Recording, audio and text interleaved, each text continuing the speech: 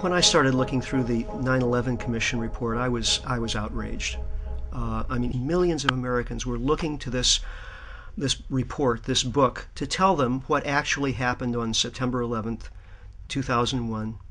And they were doing so under the assumption that there had been a clear, open inquiry into the events, that all of the relevant questions had been asked and evidence had been provided. And this clearly was not the case.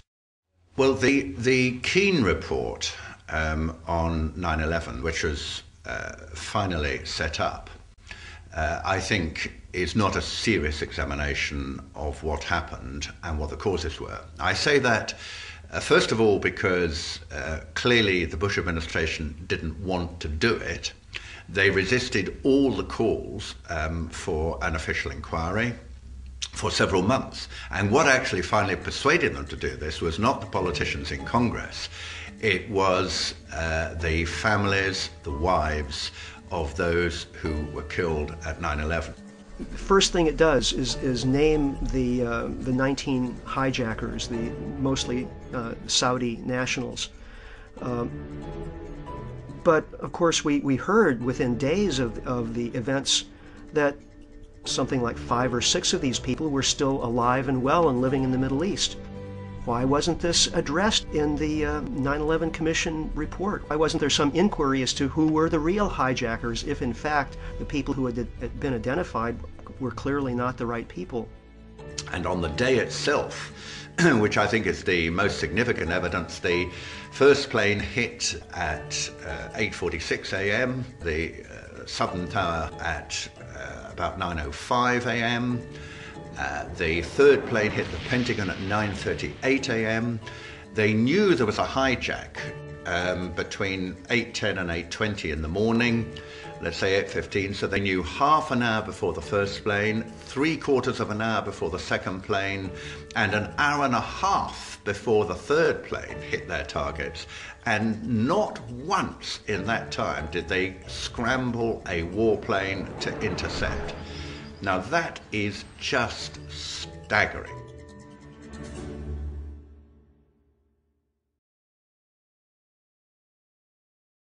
First, Bush tried to stop Congress from setting up its own 9/11 investigation. It's important for us to not reveal how we collect information. That's what the enemy wants. And we're fighting an enemy. When he couldn't stop Congress, he then tried to stop an independent 9/11 commission from being formed. The president's position was a break from history. Independent investigations were launched within days of Pearl Harbor and President Kennedy's assassination. But when Congress did complete its own investigation, the Bush White House censored 28 pages of the report. The president is being pressed by all sides to declassify the report. We have given extraordinary cooperation with Chairman Keane and Hamilton.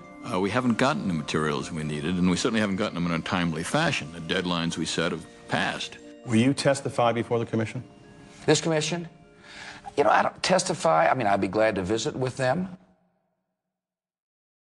The president named a supporter, Dr. Henry Kissinger, Secretary of State in the Nixon and Ford administrations, to head the panel. He has a penchant for secrecy, which is not what's needed here. There are questions about his role in Vietnam, his role in the coup in Chile. Several family members approached Kissinger and requested a meeting at his office in New York.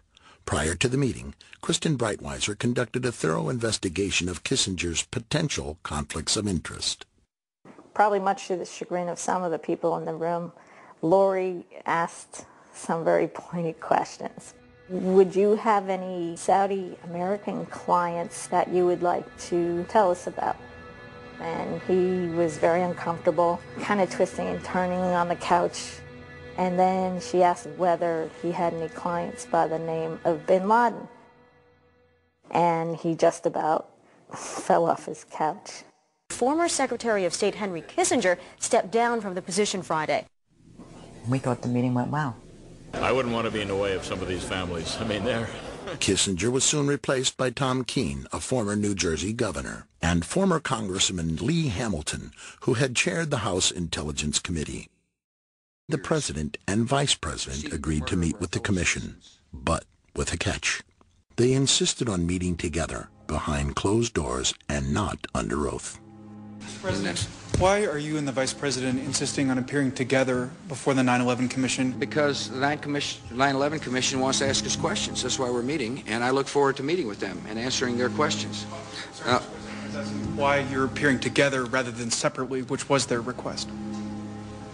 Because it's a good chance for both of us to answer questions that the 9/11 Commission is looking forward to asking us, and I'm looking forward to answering them.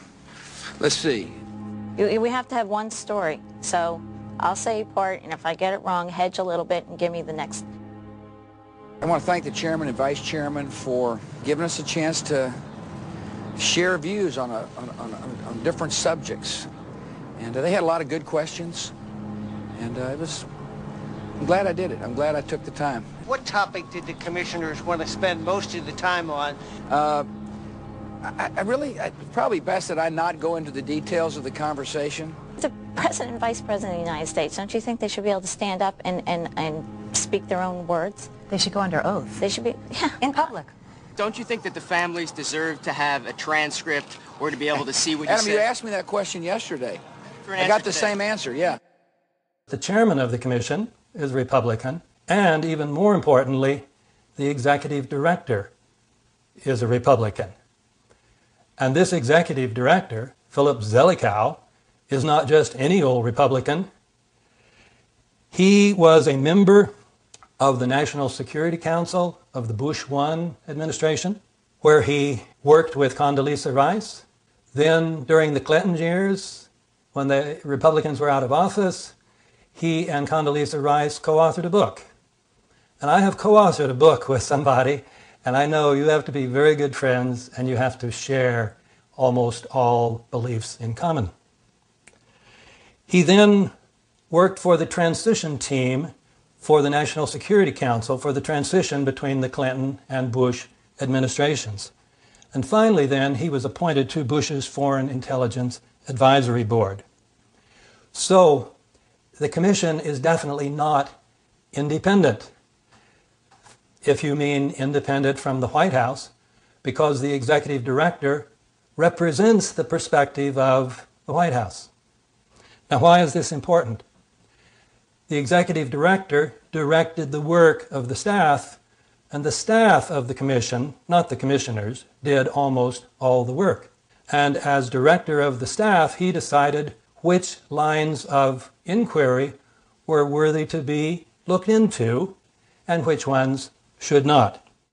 Therefore, as executive director, Zelikow could direct the staff to investigate those events that were relevant to the official conspiracy theory and simply ignore all events that would be supportive of the alternative conspiracy theory. Some critics, having read the 9/11 Commission report, have called it the 9/11 Omission Report.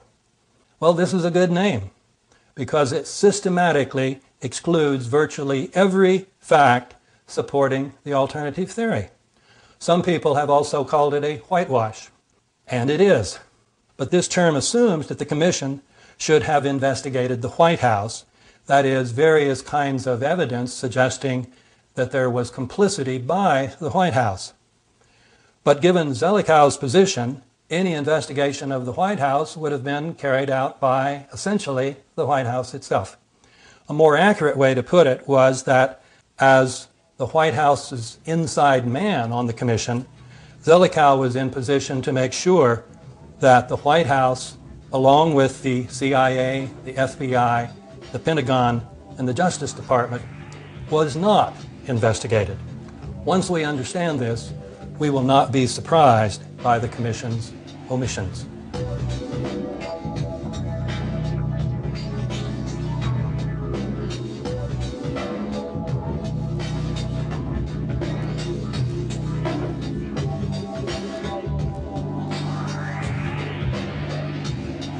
Yeah, right.